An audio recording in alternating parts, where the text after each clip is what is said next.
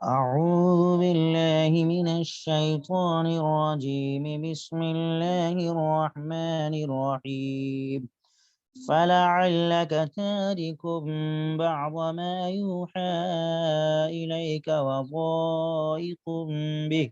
وضائق به صدرك أن يقولوا لولا أنزل عليه كنز أو جاء معه ملك إنما أنت نذير والله على كل شيء وكيل أم يقولون افتراه قل فاتوا بعشر سور مثله مفتريات وادعوا من استطعتم من دون الله إن كنتم صادقين فإن لم يستجيبوا لكم فاعلموا أنما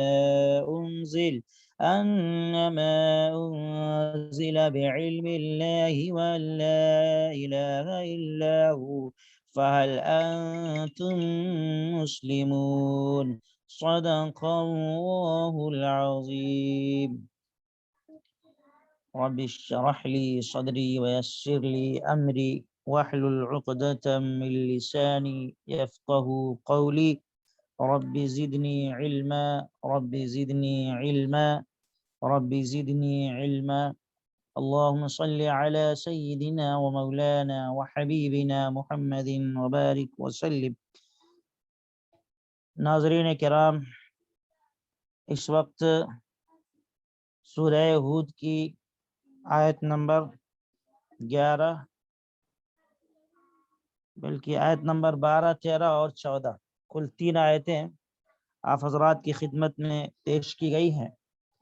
اللہ رب العالمین کا فرمان ہے، یہ بات امید سے دور ہے کہ آپ کی طرف جو وحی کی جاتی ہے آپ ان میں سے کچھ کو چھوڑ دیں، اور اس کی وجہ سے آپ کا دل تنگ ہو جائے اس بنا پر کہ وہ لوگ کہتے ہیں کہ اس شخص پر کوئی خزانہ کیوں نہیں اتارا گیا یا اس کے ساتھ کوئی فرشتہ کیوں نہیں آیا، حالانکہ آپ تو صرف ڈرانے والے ہیں اور ہر چیز پر اختیار رکھنے والے تو اللہ ہی ہیں. کیا وہ لوگ کہتے ہیں کہ قرآن کو آپ نے خود گڑھ لیا ہے؟ آپ فرما دیجئے کہ اگر تم سچے ہو تو اسی کی جیسا گھڑی ہوئی 10 صورتیں پیش کر دو، اور اللہ کے سوا جنہیں بلا سکو انہیں بھی بلا لو. پھر اگر وہ تمہاری اس بات کو پوری نہ کر سکیں تو جان لو کہ قرآن اللہ ہی کے علم سے اتارا گیا ہے اور اللہ کے سوا کوئی معبود نہیں. اے کفر کرنے والو، پھر کیا اب بھی تم اسلام لاؤ گے؟ عزیزان گرامی،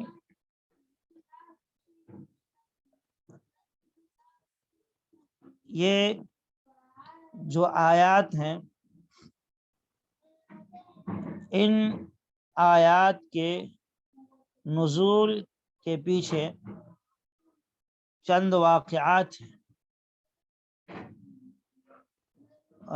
وہ یہ ہے کہ مشرکین مکہ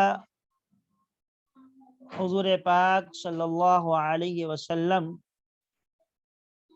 کے سامنے مختلف قسم کی فرمائشیں پیش کی، اور 1-2 مرتبہ نہیں ہوا بلکہ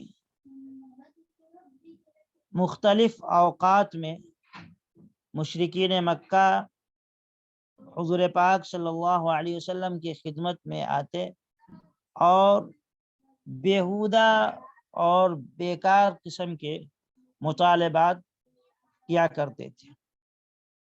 انہی میں سے ان کا ایک مطالبہ اور ان کی فرمائش یہ تھی کہ اس قرآن کے اندر ہمارے بتوں کو برا کہا گیا ہے، اس لیے ہم اس قرآن پر ایمان نہیں لا سکتے. آپ ایسا کر دیں کہ یا تو آپ اس قرآن کو بدل دیں، اس کے اندر کچھ تبدیلی کر دیں، کچھ چینجنگ کر دیں، ایتی بقرآن غیر ھذا او بدل، یا تو آپ کوئی دوسرا قرآن ہمیں لا کر کے دے دیں جس میں ہمارے بتوں کی برائی نہ بیان کی گئی ہو، بتوں کو برا نہ کہا گیا ہو، یا پھر آپ اسی قرآن کے اندر کچھ ترمیم کر دیں، کچھ تبدیلی کر دیں، کچھ چینجنگ کر دیں، اور ہمارے خداؤں اور بتوں کے بارے میں جو برا کہا گیا اس کو نکال دیں اس قرآن سے، تو پھر ہم اس قرآن پر ایمان لائیں۔ یہ ایک واقعہ تھا، ان کا ایک مطالبہ تھا۔ دوسرا یہ مطالبہ یہ تھا کہ ہم آپ کے رسول ہونے پر یقین اس وقت کریں گے جبکہ آپ دنیا کے بادشاہوں کی طرف کوئی خزانہ پیش کریں اور آپ کے اوپر کوئی خزانہ نازل ہو جائے جس سے آپ سب کو دیا کریں۔ جیسے دنیا کے بادشاہ ہوتے ہیں، وہ سب کو کچھ نہ کچھ دیتے رہتے ہیں، تو آپ کے پاس بھی ایسا کچھ خزانہ ہونا چاہیے جس سے آپ سب کو دیتے رہیں، یا پھر کوئی فرشتہ آسمان سے اتر کر آئے اور وہ آپ کے ساتھ تصدیق کرتا پھرے کہ بے شک آپ اللہ کے رسول ہیں، تو پھر ایسی صورت میں ہم آپ کو اللہ کے نبی تسلیم کرنے کے لیے تیار ہیں۔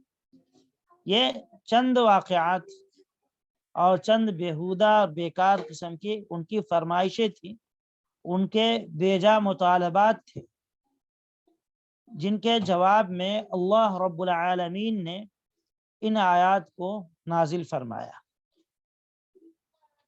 فَلَعَلَّكَ تَارِكٌ بَعْضَ مَا يُوحَى إِلَيْكَ وَضَائِقٌ بِهِ۔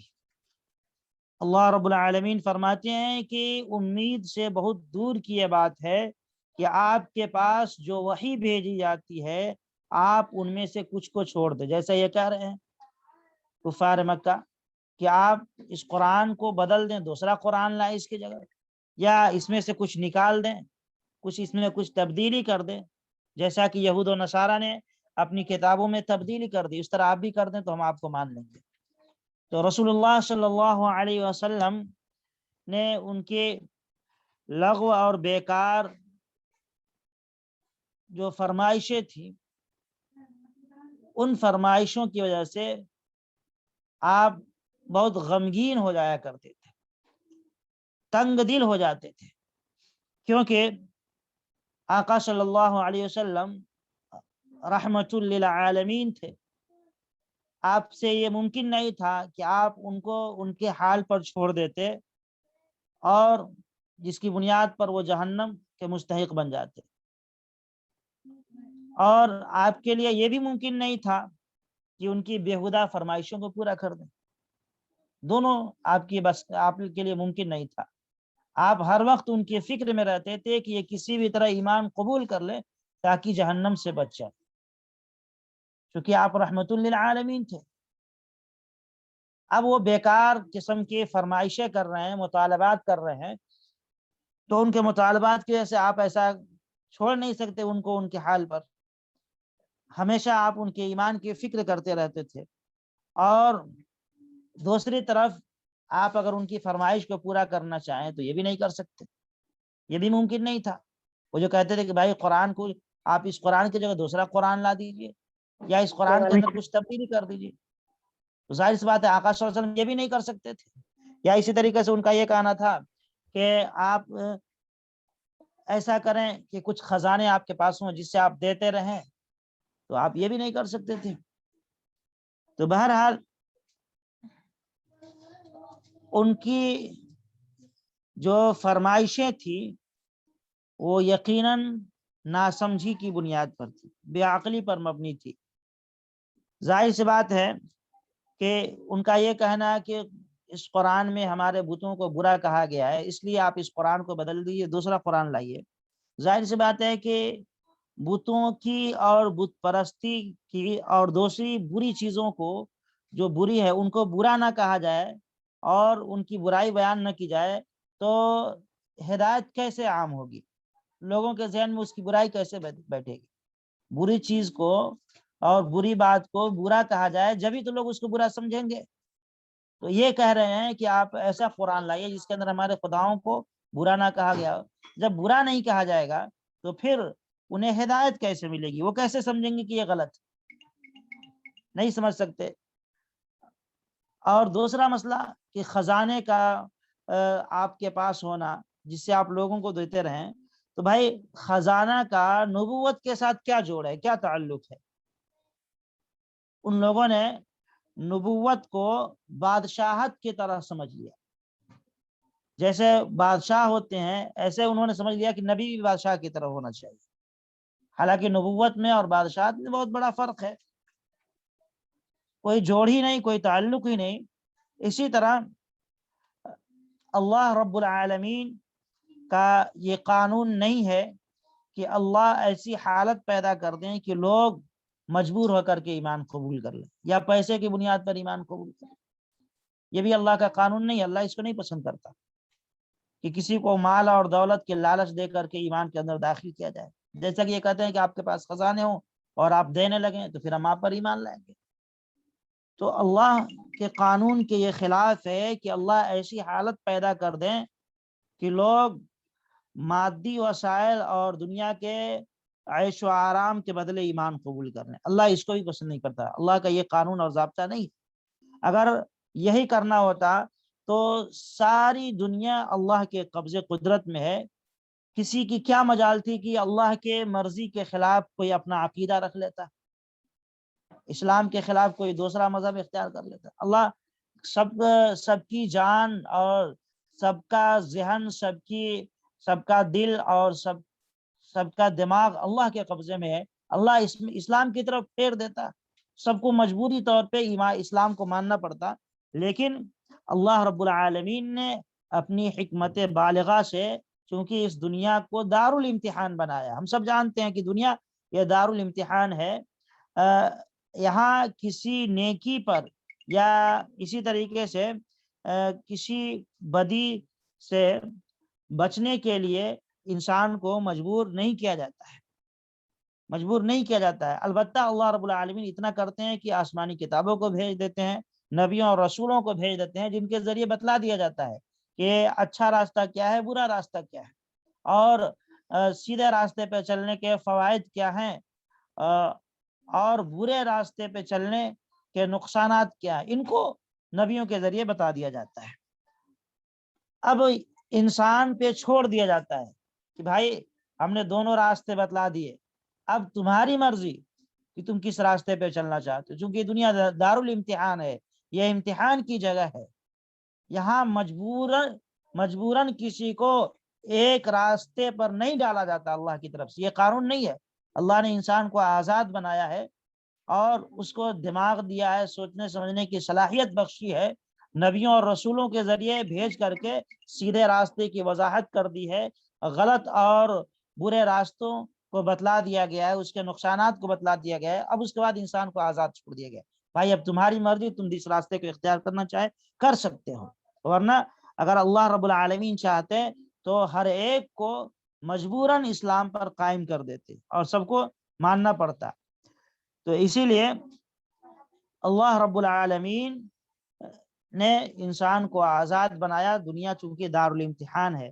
تو بہرحال یہ لوگ جو مطالبہ کر رہے تھے کہ آپ قرآن کو بدل دیں یا اسی طریقے سے اس قرآن کے اندر کچھ تبدیلی کر دیں یا اسی طریقے سے آپ کے پاس کوئی خزانہ ہو جس سے آپ لوگوں کو دیا کریں، تو یہ ان کی بیہودہ اور بیکار فرمائشیں تھیں۔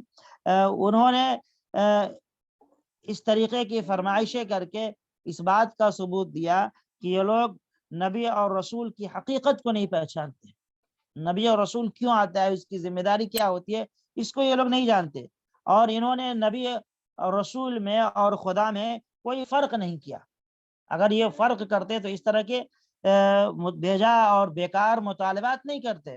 رسول کو خدا تعالی کی طرح انہوں نے بالکل طاقتور اور قادر مطلق سمجھ لیا، مختار کل سمجھ لیا کہ تمام چیزوں کا مالک اگر یہ کہتے ہیں کہ ہم نبی ہیں تو گویا کہ یہ تمام چیزوں کے مالک ہیں، یہ انہوں نے سمجھ لیا، حالانکہ ایسا نہیں ہے۔ اللہ رب العالمین قادر مطلق ہیں اور تمام کاموں کے مالک اللہ رب العالمین ہیں۔ کسی نبی کو یہ اختیار نہیں کہ اللہ کے بھیجے ہوئے وحی کے اندر کچھ تبدیلی کر دے۔ غرض رسول کریم صلی اللہ علیہ وسلم ان کی ایسی فرمائشوں سے سخت پریشان اور غمزدہ ہو گئے، تو اللہ رب العالمین نے آپ کی تسلی کے لیے اور ان کے اس غلط فکر اور خیالات کی اصلاح کے لیے یہ آیت نازل فرمائی، جس میں پہلے حضور پاک صلی اللہ علیہ وسلم کو خطاب کر کے فرمایا گیا کہ آپ ان کے کہنے سے مجبور ہو کر کے اللہ کے بھیجے ہوئے قرآن کا کوئی حصہ چھوڑ دیں گے کیا؟ ان کے بیہودہ باتوں میں آ کر کے آپ قرآن کے کسی حصے کو چھوڑ دیں گے، کسی آیت کو چھوڑ دیں گے، یا اس کے اندر کچھ تبدیلی کر دیں گے؟ فَلَعَلَّكَ تَارِكٌ بَعْضَ مَا يُوحَىٰ إِلَيْكَ وَضَائِقٌ بِهِ صَدْرُكَ أَن يَقُولُوا لَوْلَا أُنزِلَ عَلَيْهِ كَنزٌ أَوْ جَاءَ مَعَهُ مَلَكٌ۔ اے میرے حبیب، کیا آپ ان کی بیہودہ باتوں سے متاثر ہو کر کے جو وحی آپ کے پاس بھیجی جاتی ہے اس میں سے آپ کچھ چھوڑ دیں گے غمزدہ ہونے کی وجہ سے؟ یا پھر اسی طریقے سے اس بنیاد پر کہ یہ لوگ کہتے ہیں کہ خزانہ کیوں نہیں اتار دیا گیا، یا اس کے ساتھ کوئی فرشتہ کیوں نہیں آیا، کیا آپ ان کے اس طرح کے بیہودہ باتوں سے متاثر ہو کر کے غمزدہ ہو کر کے آپ قرآن کے اندر کچھ تبدیلی کر دیں گے؟ یعنی آپ ایسا نہیں کر سکتے، چاہے یہ لوگ خوش رہیں یا نہ خوش رہیں۔ مثلا جن بتوں کی یہ پوجا کرتے ہیں ان بتوں کی مجبوری اور بے کسی کو بیان کیا گیا، تو کیا آپ ان کی بیہودہ باتوں میں آ جائیں گے؟ یعنی آپ ایسا نہیں کر سکیں گے۔ مطلب یہ ہے کہ فی الواقع میں آپ کے بارے میں ایسا گمان ہو سکتا تھا، بلکہ آپ ان چیزوں سے بالکل بری ہیں، یعنی آپ ایسا نہیں کر سکتے ہیں، نہ آپ قرآن کا کوئی حصہ ان کی وجہ سے چھوڑ سکتے ہیں، اور نہ آپ ان کی فرمائشوں سے تنگ ہو کر کے آپ ان کی باتوں میں آ سکتے ہیں، کیونکہ آپ تو اللہ کی طرف سے نذیر ہیں۔ انما انت نذیر، حالانکہ آپ تو صرف ڈرانے والے ہیں۔ انما انت نذیر یعنی اے میرے حبیب، آپ ان کی باتوں سے متاثر ہو کر کے غمزدہ نہ ہوئیے اور ان کی باتوں میں بالکل نہ آئیے، آپ کا کام صرف ڈرانا ہے، باقی سیدھے راستے پر آنا نہ آنا یہ ان کی خود اپنی ذمہ داری ہے۔ اگر وہ سیدھے راستے پہ نہیں آتے ہیں تو آپ کی کوئی ذمہ داری نہیں ہے، آپ کو صرف ہم نے ڈرانے والا بنا کر کے بھیجا ہے۔ سارے کاموں کا انجام دینا یہ اللہ کی قدرت میں ہے، اور ڈرانے والے صرف آپ ہیں۔ آپ کی خصوصیت یہ ہے کہ آپ صرف ان کو بتا دیں اور سیدھے راستے کی تبلیغ کر دیں، اور غلط اور صحیح کی پہچان بتلا دیں، اور یہ بتلا دیں کہ بھائی ایمان قبول کر لو گے، سیدھے راستے کو اختیار کرو گے تو فائدہ کیا ہوگا، اور اگر نہیں قبول کرتے برے راستوں پہ چلتے رہو گے تو اس کا نقصان کیا ہوگا۔ بس آپ صرف اس کی ذمہ دار ہیں، آپ اتنے بتانے کے ذمہ دار ہیں، باقی زبردستی ایمان پر لا کر کے کھڑا کر دینا اور اس ایمان کے اندر داخل کر دینا، اسلام کو منوا لینا، یہ آپ کی ذمہ داری نہیں ہے۔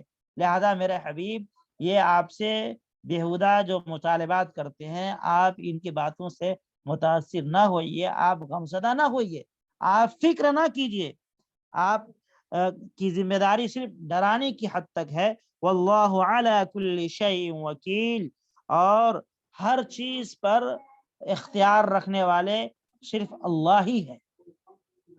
آپ کے اختیار میں یہ نہیں ہے کہ آپ قرآن کو بدل دیں یا ان کو یہ جو مطالبات کر رہے ہیں یہ آپ کے، ظاہر سی بات ہے جب آپ کی ذمہ داری ہے ہی نہیں تو آپ غمزدہ بھی نہ ہوئیے۔ آپ کو کیا ضرورت ہے ٹینشن میں آنے کی اور غم اور فکر کرنے کی؟ کیا ضرورت ہے؟ آپ کی ذمہ داری ہے ہی نہیں۔ آپ کی جو ذمہ داری ہے آپ اس ذمہ داری کو بخوبی نبھا رہے ہیں، لہذا آپ سے کوئی سوال نہیں کیا جائے گا۔ اگر یہ ایمان قبول نہیں کرتے ہیں تو خود ان سے سوال کیا جائے گا۔ واللہ علی کل شیء وکیل، ہر چیز پر اختیار رکھنے والے صرف اللہ ہیں۔ ام یقولون افتراہ قل فأتوا بعشر سور مثله مفتريات وادعوا من استطعتم من دون الله ان كنتم صادقين. یہ اللہ فرماتے ہیں کہ جو لوگ یہ کفار اور مشرکین یہ کہتے ہیں کہ قرآن کو آپ نے خود بنا لیا ہے، خود آپ اپنی طرف سے گھڑ کر کے پڑھ کر کے سناتے ہیں اور کہتے ہیں کہ یہ اللہ کا کلام ہے، اس طریقے کی یہ بےہودہ بکواس کرتے ہیں. ہوا یہ کہ مشرکین مکہ جو تھے انہوں نے حضور پاک صلی اللہ علیہ وسلم سے ایک خاص قسم کے معجزہ کا مطالبہ کیا. انہوں نے خاص قسم کے معجزات کا مطالبہ کیا اور یہ کہا کہ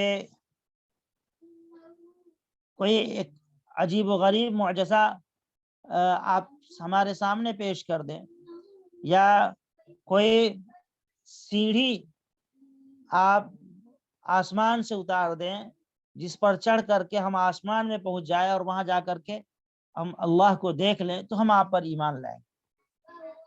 ایسے بہت سارے بیہودہ معجزات کا انہوں نے مطالبہ کیا. تو اب ان آیات میں اللہ رب العالمین نے اس بات سے آگاہ کیا ہے کہ حضور پاک صلی اللہ علیہ وسلم کا معجزہ قرآن جو ہے، قرآن کا معجزہ، یہ ایک ایسا معجزہ ہے کہ اے کفار اور مشرکین تمہارے سامنے آ چکا ہے، جس کے معجزہ ہونے کا تم بھی انکار نہیں کر سکتے. اگر یہ معجزات جن معجزات کا تم مطالبہ کرتے ہو، اگر تمہارے اندر اخلاص ہے اور سچے دل سے تم مطالبہ کرتے ہو تو رسول اللہ صلی اللہ علیہ وسلم کی سچی حقانیت کا تمہیں یقین ہو جانا چاہیے، کیونکہ قرآن خود یہ ایک ایسا معجزہ ہے جس کو تم خود مانتے ہو. اور اگر صرف دشمنی کے لیے ہے، بات کو ٹالنے کے لیے، تو ایک نہیں ہزاروں معجزات دکھلا دیے جائیں تو وہ تمہارے لیے کافی نہیں ہوں گے. تم ایک خاص قسم کے معجزہ کا مطالبہ کرتے ہو تو پھر قرآن کو دیکھ لو، قرآن بھی تو ایک معجزہ ہے. تم بڑے زبان کے ماہر ہو اور تمہارے اندر بڑے بڑے شعراء ہیں، شاعر ہیں، تم کہتے ہو کہ محمد نے قرآن کو اپنے طرف سے بنا لیا ہے، تو کیا ہوا ہے تم بھی لا کر کے بنا کر کے پیش کر دو. اللہ فرماتے ہیں قل فأتوا بعشر سور مثله مفتریات وادعوا من استطعتم من دون اللہ، کہ اے میرے حبیب آپ ان لوگوں سے کہہ دیجئے کہ پورا قرآن نہیں، صرف 10 سورتیں لا کر کے تم پیش کر دو بنا کر کے. اور ان 10 سورتوں کے بنانے میں تم ایسا کرو کہ یہ ضروری نہیں کہ تم اکیلے بناؤ، نہیں، بلکہ تم ساری دنیا سے مدد طلب کر لو، ساری دنیا والوں کو بلا لو سوائے اللہ کے، اور ساری دنیا والوں مل کر کے تم 10 سورتیں بنا دو. ان کنتم صادقین، اگر تم سچے ہو. یعنی تم کہتے ہو کہ محمد نے قرآن اپنی طرف سے بنا لیا، یہ اللہ کا کلام نہیں ہے، تو کیا ہوا؟ تم بھی تو محمد کے جیسے انسان ہو. محمد نے تو کہیں پڑھا ہی نہیں، تم تو پڑھے لکھے ہو، زبان کے ماہر ہو، اور عربی میں بڑے بڑے اشعار تم کہتے ہو. صرف 10 سورتیں بنا کر کے پیش کر دو اگر تم واقعی میں سچے ہو. اور اگر نہیں بنا سکتے تو پھر قرآن یہ سب سے بڑا معجزہ ہے، اس کو مانو کہ یہ اللہ کا کلام ہے. ماننے میں کیا پریشانی ہے؟ اللہ رب العالمین نے ان کے بیہودہ مطالبات کے تعلق سے اس کے اندر چیلنج کیا، اس آیت کے اندر کہا کہ تم صرف 10 سورتیں بنا کر کے پیش کر دو، اور پھر ایسا نہیں ہے کہ تم اکیلے بناؤ، نہیں، ساری دنیا والوں کو بلا لو اور بنا کر کے پیش کر دو. جب الغرض قرآن کے اس چیلنج کو انہوں نے قبول نہیں کیا اور عاجز آ گئے، تو پھر اللہ رب العالمین نے 10 سورتوں کے بجائے کہا کہ صرف ایک سورت پیش کر دو. فَأْتُوا بِسُورَةٍ مِّن مِّثْلِهِ، چلو 10 نہیں بنا سکتے تو صرف ایک سورہ بنا کر کے پیش کر دو. سورہ بقرہ کے اندر اللہ نے چیلنج کیا کہ لاؤ صرف ایک سورہ قرآن کی جیسی بنا کر کے پیش کر دو. تو پھر تمہاری بات مان لی جائے گی کہ محمد نے اپنی طرف سے بنایا ہے، یہ اللہ کا کلام نہیں ہے۔ اور اگر تم ایک سورہ بھی نہیں بنا کر کے پیش کر سکتے تو پھر تمہیں ماننا پڑے گا کہ یہ قرآن اللہ کا کلام ہے، کسی انسان کا کلام۔ بہرحال کفار اور مشرکین نے جو اس وقت زبان کے بڑے بڑے ماہر تھے، قرآن کے اس چیلنج کو قبول نہیں کیا، اس کا جواب نہیں دے سکے۔ اور صرف اس وقت ہی نہیں بلکہ قرآن کا یہ چیلنج قیامت تک کے لیے آج بھی ہے۔ دنیا آج اتنی ترقی کر گئی اور ایک سے بڑھ کر ایک علم والے اور پڑھنے والے بڑے بڑے دماغ والے آج دنیا میں موجود ہیں، لیکن کیا مجال ہے کہ کوئی قرآن جیسے ایک سورہ بنا کر کے پیش کرتے۔ قرآن کا یہ چیلنج قیامت تک کے لیے ہے۔ اور ظاہر سی بات ہے، اللہ فرماتے ہیں فَإِن لَّمْ يَسْتَجِيبُوا لَكُمْ فَاعْلَمُوا أَنَّمَا أُنزِلَ بِعِلْمِ اللَّهِ۔ اے میرے حبیب، اگر یہ آپ کی اس بات کو پوری نہ کر سکیں تو آپ جان لیجئے کہ قرآن کو اللہ نے ہی اتارا ہے، اللہ نے ہی اپنے علم سے اتارا ہے، اور اللہ کے سوا کوئی معبود نہیں۔ قرآن کا یہ چیلنج آج بھی ہے، قیامت تک کے لیے۔ بڑے بڑے دماغ والے آئے چلے گئے، لیکن کسی نے ہمت نہیں کی کہ قرآن کی سورتوں کی جیسی کوئی ایک سورہ بنا کر کے پیش کرے۔ بڑی بڑی سورتوں کی بات الگ ہے، چھوٹی چھوٹی سورتوں کی جیسی کوئی سورہ بنا نہیں سکا۔ تو یہ اللہ رب العالمین کی طرف سے قرآن بذات خود ایک معجزہ ہے۔ اللہ فرماتے ہیں کہ اگر یہ نہیں بنا سکتے ہیں، آپ کے چیلنج کو قبول نہیں کر سکتے ہیں، فَاعْلَمُوا أَنَّمَا أُنزِلَ بِعِلْمِ اللَّهِ وَلَا إِلَهَ إِلَّا هُوَ۔ تو اے میرے حبیب، آپ جان لیجئے کہ قرآن اللہ ہی کے علم سے اتارا گیا ہے اور اللہ کے سوا کوئی معبود نہیں ہے۔ اب یہ قرآن کہ اللہ کے کلام ہونے میں کوئی شک و شبہ نہیں رہ گیا، لہذا آخر میں اللہ فرماتے ہیں فَهَلْ أَنْتُمْ مُسْلِمُونَ، کہ اے کفار اور مشرکین، کیا اب بھی تم مسلمان نہیں بنو گے؟ اب بھی تم اسی غفلت میں رہو گے؟ اب تو جھک جاؤ اللہ کے سامنے، اب تو اس کی غلامی کا اقرار کر لو تاکہ تم نجات پا سکو۔ قرآن کی ایک سورہ بھی تم نہیں بنا سکے، لہذا اب تمہیں مان لینا چاہیے کہ یہ قرآن واقعی میں محمد کی طرف سے بنایا گیا نہیں ہے، بلکہ یہ اللہ کا کلام ہے۔ اور جب نہیں بنا سکے فَهَلْ أَنْتُمْ مُسْلِمُونَ، کیا ابھی وقت نہیں ہے کہ تم مسلمان بن جاؤ، اللہ کے سامنے جھک جاؤ، عذاب کے آنے سے پہلے پہلے تم اللہ سے ڈر جاؤ۔ تو الغرض اللہ رب العالمین نے ان آیات میں کفار اور مشرکین کے جو اعتراضات تھے اور ان کی جو بیہودہ مطالبات تھے اور بیہودہ لغو فرمائشیں تھیں، ان کا جواب دیا ہے، اور اس کے ساتھ ساتھ ان کا اللہ کے نبی صلی اللہ علیہ وسلم کے بارے میں اور قرآن کے بارے میں جو شک اور شبہ تھا، یہ قرآن اللہ کا کلام ہے یا نہیں ہے، یا پھر یہ نبی ہیں یا نبی نہیں ہے، یہ جو شبہات تھے ان کے بارے میں اللہ نے بہتر انداز میں جواب دیا اور کہا کہ اگر تمہیں شک ہے قرآن کے تعلق سے تو تم بھی اس جیسا قرآن بنا کر کے پیش کرو۔ قرآن نہ صحیح صرف 10 صورتیں لا دو، 10 صورتیں نہیں پیش کر سکے، فَأْتُوا بِسُورَةٍ مِّن مِّثْلِهِ، تو ایک سورہ ہی کم سے کم بنا کر کے پیش کر دو۔ اگر تم بنا کر کے پیش کر دو گے تو یہ سمجھا جائے گا کہ واقعی میں قرآن اللہ کا کلام نہیں۔ اگر نہیں بنا سکے تو پھر مان لو فَهَلْ أَنْتُمْ مُسْلِمُونَ، مان لو، اس بات کا اقرار کر لو کہ یہ قرآن اللہ کا کلام ہے اور محمد اللہ کے سچے نبی ہیں۔ اللہ رب العالمین نے قرآن کے تعلق سے، حضور پاک صلی اللہ علیہ وسلم کے تعلق سے، آپ کے نبوت کے تعلق سے جو کفار کے طرف سے شکوک اور شبہات پیش کیے جاتے تھے، ان کا بہترین انداز میں جواب دیا ہے، اور یہ چیلنج قیامت تک کے لیے ہے۔ اللہ رب العالمین ہمیں اور آپ کو اور ساری انسانیت کو قرآن پر مکمل یقین اور حضور پاک صلی اللہ علیہ وسلم کی نبوت پر مکمل یقین نصیب فرمائے۔ وآخر دعوانا ان الحمد للہ رب العالمین۔